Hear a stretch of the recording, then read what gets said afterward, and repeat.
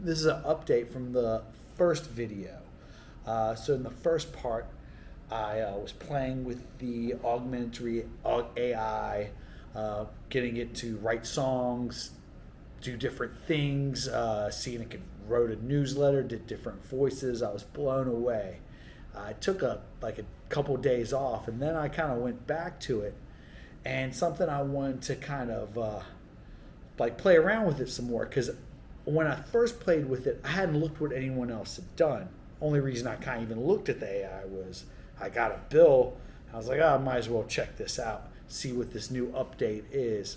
And I looked around and saw what others had been doing and videos they'd made, and it's everywhere. There's a tidal wave of this coming. And it's an amazing kind of tool, but let's kind of look at the update. So I did this, I had taken the story of John Henry, Man versus Machine, put it in the AI, it gave me a version. Well, I went to kind of duplicate that again, but this time it gave me a different version. The first version, John Henry died. And but it was like, oh, the enduring human spirit, although he didn't win, it's the perseverance of humanity that can never be replaced, this enduring spirit, that stuff. This new one, tell me about John Henry from the point of view of an artist, came out like all AI friendly. Started off saying, oh, an artist can use AI to make a painting, to do this, to help him tell the story of John Henry. And in this new version, because it's a legend, so there's probably several versions, it gave me a version where John Henry wins, and the story is all AI, good, love AI. I found my old search and saw, wow, it had radically changed in the course of less than a week. It was giving me new versions, promoting AI. It's learning fast. I tried other things that I'm probably make another video or not about. Probably won't make a video about, but I tried other things, some political things, and see how it was just changing almost with every search. This is a powerful tool, and it's unlike a regular tool. This is something else I was thinking of because I talked to some other artists, and they're like, oh, some think it's just a tool, like the camera was a tool, or some people thought acrylic paint versus oil paint was going to change things, and different things like that. But unlike all those other tools, like the camera, it was a tool that took a photo, but it wasn't a self-learning tool. It didn't get better on its own, exponentially better, 100 times better in a year, without.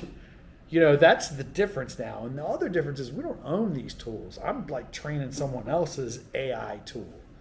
And said it's interesting, but it's fascinating because, man, I made some more stuff. Made just more and more images. I just couldn't. I was enthralled. I was having fun. I even tried out another tool, put that same story, that John Henry story, and got all different versions. And here it is. But I don't want to rap too much about that, but what I kind of do want to mention is maybe some reflections on it, because I'm an artist. I've been making art with my hands, getting paid to make art since college. I was I guess my first art sales were making posters for bands in college. When they have an event, I'd draw the poster, I'd get paid $10 and a 6-pack of beer, and I was happy.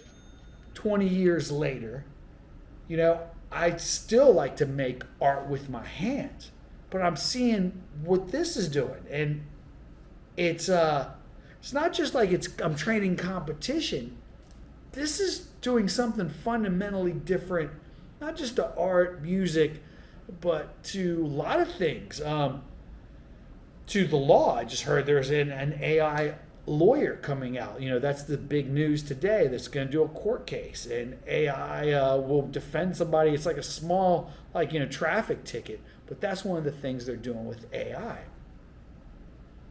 So this reflection, though, on as an artist is it's taking the AI, taking art from being a right brain, if you know what I'm saying, your two hemispheres, your left brain, your analytical, and the right brain is your visual, your imagination, they kind of classify the different hemispheres of the brain do different things, and speech and words are a left brain thing, and drawing and painting and visualizing is a right brain thing, and that's how it's described. But now making images with AI prompts is making this right brain thing a left brain thing. So it's making art made by an engineering type of thinking, a left brain analytical thinking, as I tweak, this machine and gadgets and put words in, instead of like an intuition of images and right brain thought. It's like left brain analytical. How does this word react? If I give emphasis here, if I do this, that's an interesting aspect of it. That's kind of, I'm at a loss, because when I started doing art, one of the first books that was really kind of important, helped me a lot, was learning how to draw on the right side of the brain. And this is not right side of the brain. This is the left side of the brain, and the results are spectacular. How do you compete with ideas like that? Where are these coming from? How does people are going to lose their jobs from this AI? Like, lawyers are going to lose their jobs. The copy and paste lawyer that just fills out forms. It's funny, we always talked about blockchain and the driverless cars taking out jobs. Man, AI is going to clear house. I mean, sure, there'll be new jobs. There'll be people to run the AI. I don't want to be like negative, but if this is coming, and if you want to get ahead of it or away from it, it's going to be in all kinds of aspects of our lives. So you might want to get to the countryside, because they're like working on smart cities now, smart grids, all run by AI, using digital identity.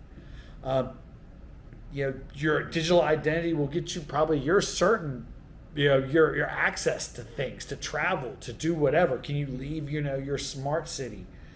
I don't want to go too far into it, but man, maybe an interesting time to, if you want to get ahead of this or get away from AI now and then, you might want to get some land in the countryside. Maybe learn to farm. Find somebody that does, get a mango tree. Wait for the mangoes to fall off. I'm probably going to cut that part out. Reflections on this is, it's coming. It's going to be, everywhere and ubiquitous, and I mean everywhere. It's to get away from AI. It's, this art, continual machine learning. I don't know. It's going to be hard, a few years ago, people tried to get away from smartphones, and you still get people that say, oh, I don't use a smartphone. They often piggyback on others that have one, or have someone around them that does have a smartphone, because, it's hard, without a smartphone. Hey, how do you use an Uber? How do you pay for things? You just use cash and get in cabs. That's very inconvenient. The world, to compete in this modern world, you need to have a smartphone. If you're going to live that rat race, as they call it, or this modern world, yeah, you probably need it. You can live without it, but you're living a different kind of life. You want to get away from AI completely? Man, you might want to move out to the country, to the jungle. I don't know. And I'm not even facetious, really. This is going to be probably running a lot of aspects of our lives. Good, bad. I don't know. I'm trying to get ahead of it, get my head around it. But like I said, it's interesting, and there is a brave new world ahead. I think maybe it's a good time to, like I said, go to the beach, go to the mountains, because this stuff is, it's next level. The future is now. And I really wasn't going to even talk about this kind of stuff, but there's going to, like I said, a lot of people are going to be out of jobs, and the WEF for years, they've been saying, hey, they've been signaling, hey, what are we going to do with these so-called useless people? And AI, machine learning, 3D printing, all this stuff, is it overwhelming, a tidal wave taking over? It doesn't have to be. Kind of maintaining our own self, not losing who we are. Who are you? Are you going to get lost in this AI and this digital version of yourself, this fake? Everything is fake. There's a digital version of you. These digital versions of you can be created. I don't know, maybe like 6 or 8 photos of someone from different angles. You can create a version of them at any angle. The AI can create a photo or video of anyone. Like that's all here. It's wild. And as an artist, a painter,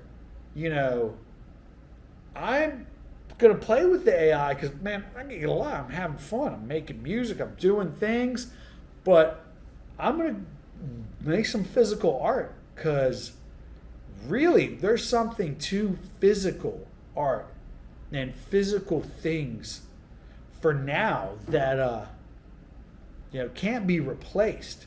Yeah, they can make a machine to paint, an AI machine with brushes. I mean, hell, a machine that uses a paintbrush and paints on canvas, that's existed for like 20 years. They'll show that at like big art festivals every now and then. How like that's advanced. But you add this to it, I mean, all kinds of art could be made, but art that comes from the human soul or the human eye and the human hand looking at God's creation, the world. Maybe that has a different value. Maybe the real world and drawing from life or living life, the real, a 3D world, the world, the real world.